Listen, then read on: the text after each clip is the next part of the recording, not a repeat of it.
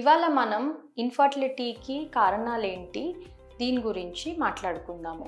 Hello అండి, నేను doctor Nischala Reddy, director fertility consultant, Ekam fertility and women hospital, Gandipet main road, Narsingi.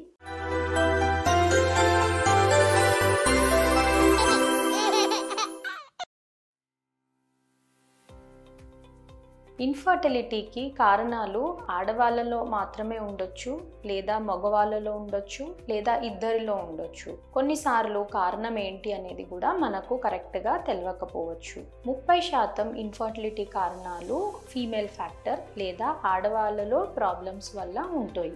ఈ female factor ఇన్ఫర్టిలిటీకి ముఖ్యంగా 4 కారణాలు ఉంటాయి.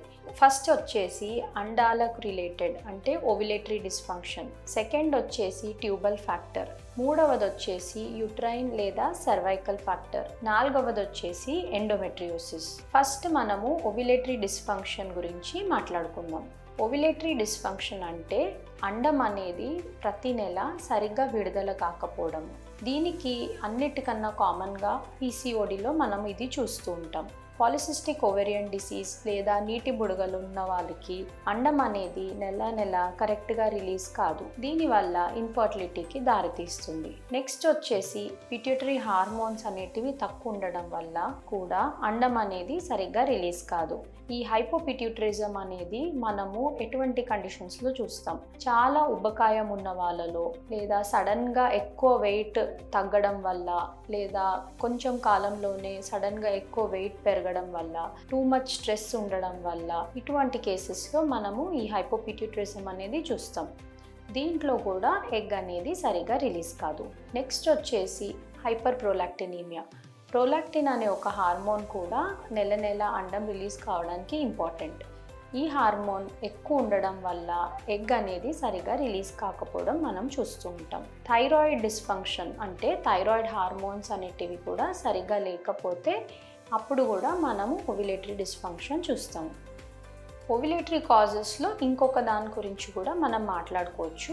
అది వచ్చేసి ప్రిమెచ్యూర్ ఓవేరియన్ ఫెయిల్యూర్. దీంట్లో చిన్నతనంలోనే అంటే 30-35 సంవత్సరం లోపలనే ఎగ్ కౌంట్ అనేది చాలా తగ్గిపోతుంది. ఇటువంటి వారికి కూడా ఎగ్ అనేది సరిగా కౌంట్ ఉండకపోవడం వల్ల ఈ ఓవ్యులేటరీ కాజెస్తోని ఇన్ఫర్టిలిటీ అనేది జరుగుతుంది. సెకండ్ ఫ్యాక్టర్ వచ్చేసి ట్యూబల్ ఫ్యాక్టర్. ట్యూబ్స్ అనేటివి గర్భసంచికి ఇరువైపులా ఉంటాయి.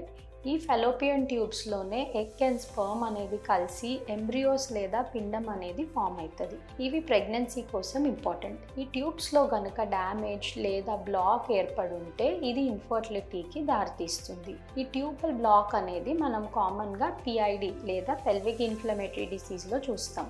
బాడీలో పెల్విస్లో ఇన్ఫెక్షన్ ఉండడం వల్ల ఇది ఐదర్ బ్యాక్టీరియా, క్లెమిడియా, గోనోకాకస్ లేదా టీబీ వల్ల ఇన్ఫెక్షన్ ఉండడం వల్ల ఈ ట్యూబ్స్లో డ్యామేజ్ అయ్యి దీంట్లో పస్ అనేది కలెక్ట్ అయ్యి ట్యూబ్స్లో అతుకులు ఫామ్ అయ్యి దీనివల్ల ట్యూబ్స్ అనేటివి బ్లాక్ అవుతాయి. దీనివల్ల ఇన్ఫర్టిలిటీకి దారితీస్తుంది. నెక్స్ట్ వచ్చేసి ఇంతకు ముందు ట్యూబ్స్ పైన ఏదన్నా సర్జరీ జరిగి ఉంటే, ప్రీవియస్లీ ఎక్టాపిక్ ప్రెగ్నెన్సీ లేదా ఇంకేదన్నా కారణం వల్ల ట్యూబ్స్ పైన సర్జరీ జరుగుంటే అప్పుడు కూడా మనం ట్యూబల్ డ్యామేజ్ అనేది చూస్తాం. ఈ ట్యూబల్ డ్యామేజ్ వల్ల ట్యూబ్స్ అనేటివి బ్లాక్ అవుతాయి. ఈ ట్యూబ్ బ్లాక్ ఉండడం వల్ల ఇన్ఫర్టిలిటీకి కారణమవుతుంది.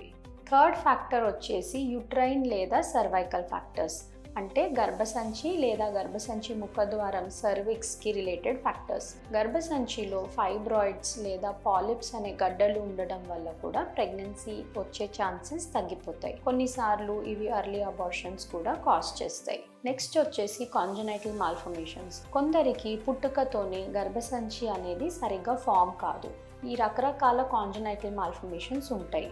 కొన్ని రకాల కాంజనైటల్ మాల్ఫర్మేషన్స్లో ఇన్ఫర్టిలిటీ కూడా మనం చూస్తాం. నెక్స్ట్ వచ్చేసి థిన్ ఎండోమెట్రియం. గర్భసంచి పొర అనేది సన్నగా ఉండటం. ఈ క్రానిక్ థిన్ ఎండోమెట్రియం అనేది కూడా మనం కొన్ని పేషెంట్స్లో చూస్తుంటాం.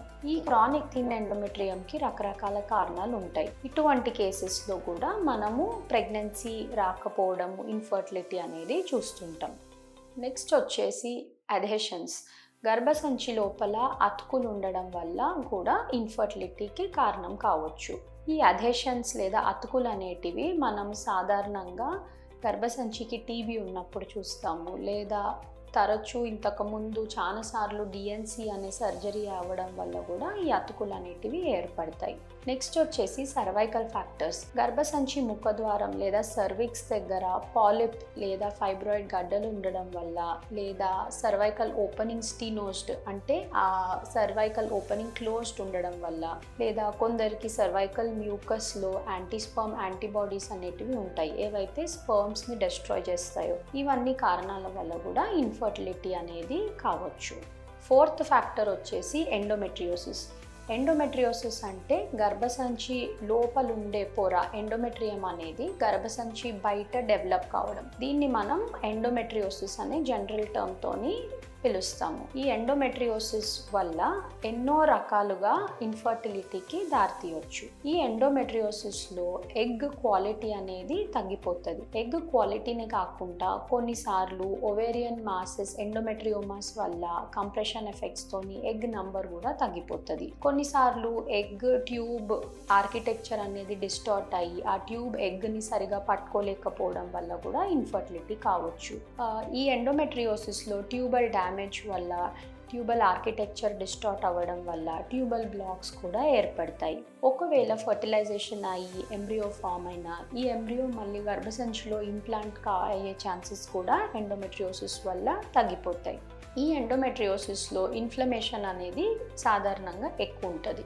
దీనివల్ల ఎగ్ క్వాలిటీ తగ్గడము, ఇంప్లాంటేషన్ ఫెయిలియర్ కావడము, ఇవన్నీ విధాలుగా ప్రెగ్నెన్సీ వచ్చే ఛాన్సెస్ తగ్గిపోతాయి.